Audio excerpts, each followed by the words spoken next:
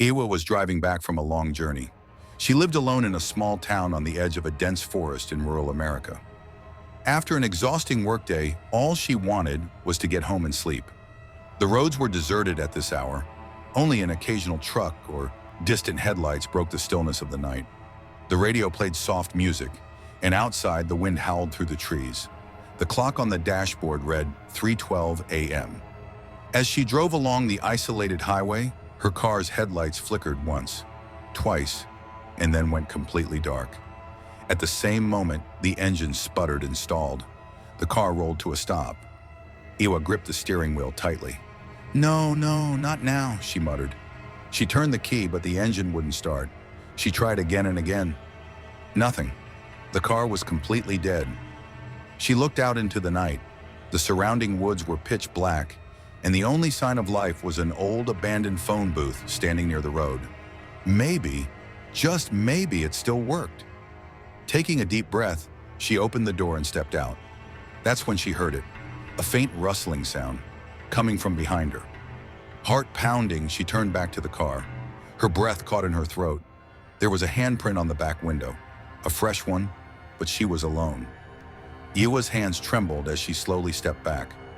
Maybe it was already there. Maybe it's just condensation. Her mind raced for a logical explanation. But then, right in front of her eyes, the mist on the glass started to move. A word was being written.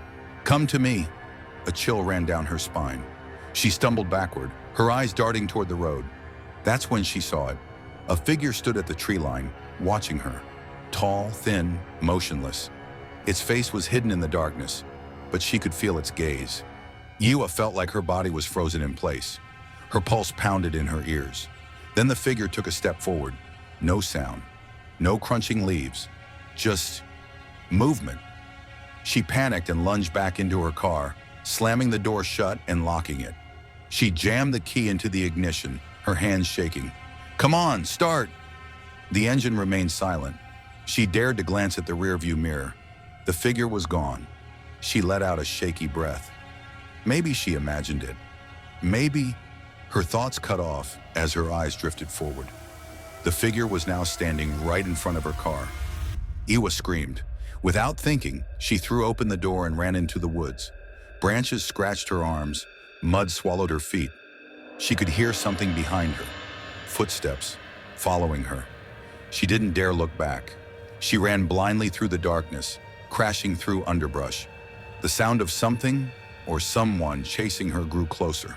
Her lungs burned, her legs ached, but she kept running until her foot caught on something and she fell, hard. Her head struck a rock. Stars exploded behind her eyes. As her vision darkened, she heard a voice, a whisper. "Did you really think you could run?" And then, nothing. Iwa woke up on a cold stone floor. Her head throbbed. The room smelled damp and stale. The walls were gray concrete, lined with old peeling paint. She could hear a faint, distant hum, like flickering fluorescent lights. As she turned her head, she saw something in the corner. A person, curled up on the floor, wearing a tattered hospital gown. Their long, matted hair covered their face. Iwa's voice barely came out. Who's there?" The figure lifted its head, and she wished she had never asked. Its face was empty, hollow black pits where eyes should have been.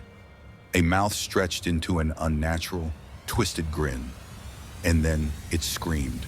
The sound was unnatural, piercing and inhuman. Iwa scrambled backward, her breath coming in ragged gasps.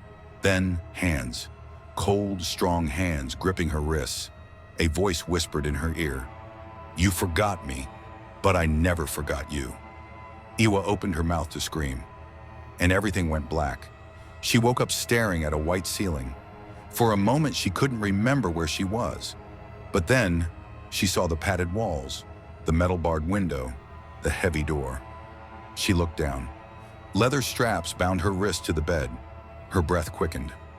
No, this wasn't real. This wasn't happening. The door opened, and a doctor in a white coat stepped inside, flipping through a clipboard. He gave her a polite smile. "Welcome back, Iwa. You tried to run again, didn't you?" Her heart stopped. I escaped," Didn't I? The doctor sighed, shaking his head. There was no one in the woods, Oa. There never was. Tears welled in her eyes. That wasn't true. It had to be real. She turned her head toward the window and froze. The glass had fogged over, and in the mist, a message had been written. I'm still here.